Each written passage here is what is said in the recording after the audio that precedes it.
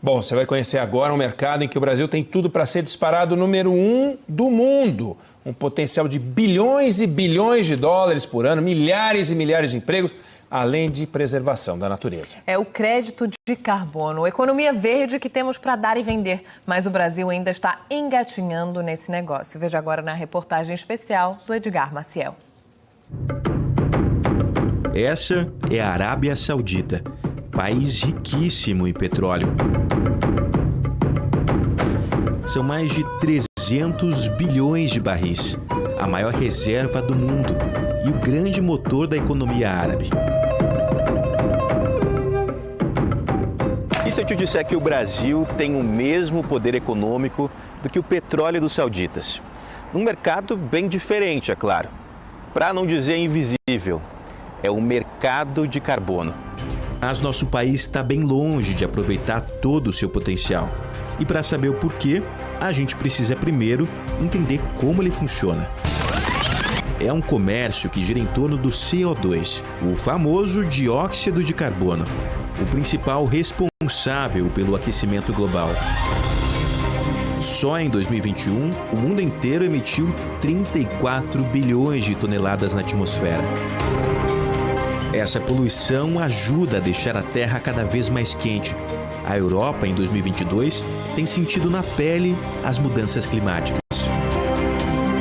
Tem sido uma corrida contra o tempo para mudar essa rota e limitar o aumento da temperatura no planeta nos próximos anos. Mas no mundo real, atingir essa meta é muito mais complicado do que se imagina. Para algumas indústrias, eliminar as emissões é uma tarefa quase impossível. Por isso, existe um mecanismo chamado crédito de carbono, que já movimenta 84 bilhões de dólares ao ano, quase meio trilhão de reais. Na prática, funciona assim. Os créditos são como autorização para que uma empresa ou um país emita gases de efeito estufa até determinado limite. Quem polui e emite CO2 tem que comprar créditos extras. Quem emite menos pode vender suas licenças que sobraram. Cada crédito corresponde a 1 tonelada de dióxido de carbono. É como se as florestas fossem fazendas de carbono. O crédito de carbono é o fruto da produção daquela floresta. Ao conservar as árvores, está conservando o carbono estocado nos troncos, nas folhas, ao invés de deixar esse carbono ser liberado para a atmosfera como CO2 por causa da queima das máquinas. Os maiores mercados estão na China, na Europa e nos Estados Unidos, que já têm suas próprias regulações. As empresas sabem até que ponto podem continuar jogando CO2 na atmosfera e como compensar quando ultrapassam o limite imposto. Mas no restante do mundo, a maioria das transações de carbono acontece no mercado voluntário. As próprias companhias negociam entre si os valores e as regras do negócio. Aqui, na América Latina, é como se estivéssemos na largada dessa corrida. Dos 33 países da região, apenas 4 têm políticas e metas voltadas para esse comércio: Chile, México, Colômbia e o Brasil. Os mexicanos foram expoentes. O primeiro país latino-americano a criar um imposto sobre a venda de combustíveis fósseis, principalmente para a gasolina e para o diesel. Hoje, o México opera a primeira bolsa de carbono da América Latina. Até o ano que vem, serão 32 mil toneladas de CO2 negociadas por lá. Brasil, terra da Amazônia, é o país dono de 1/3 de todas as florestas tropicais do mundo inteiro. Quando se fala em crédito de carbono, o território brasileiro tem potencial para ser disparado o líder no mercado mundial. Estamos falando praticamente de 150 bilhões por ano injetados na economia. A boa notícia? Não estamos parados.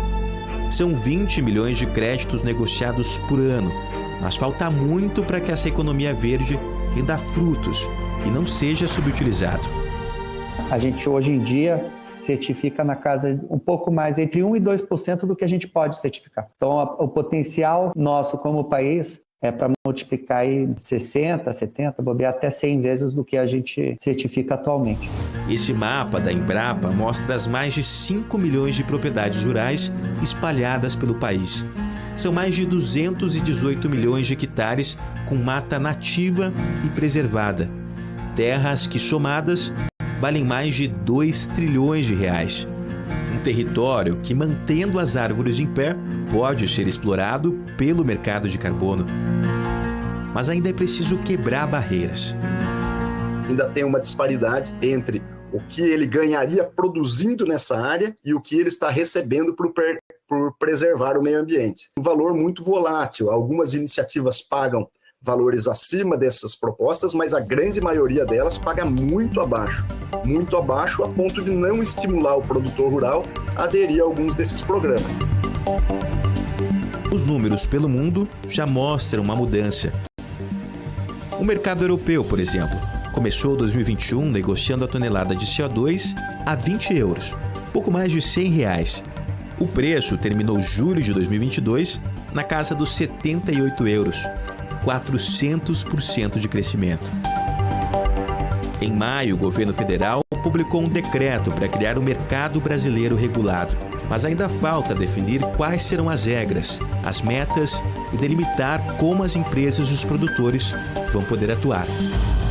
Então é fundamental para o Brasil que esse mercado regulado seja urgentemente colocado em prática, porque ele sim vai propiciar uma valorização desse crédito de carbono no país e possibilitar que as unidades produtivas, as propriedades rurais, por exemplo, tenham esse incentivo, de certa forma, para atrair mais investimento, para gerar mais transações.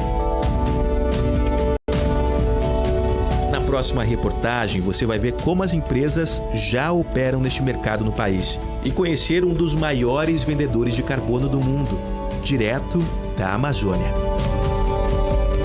A mata hoje tem muito mais riqueza de pé do que deitada.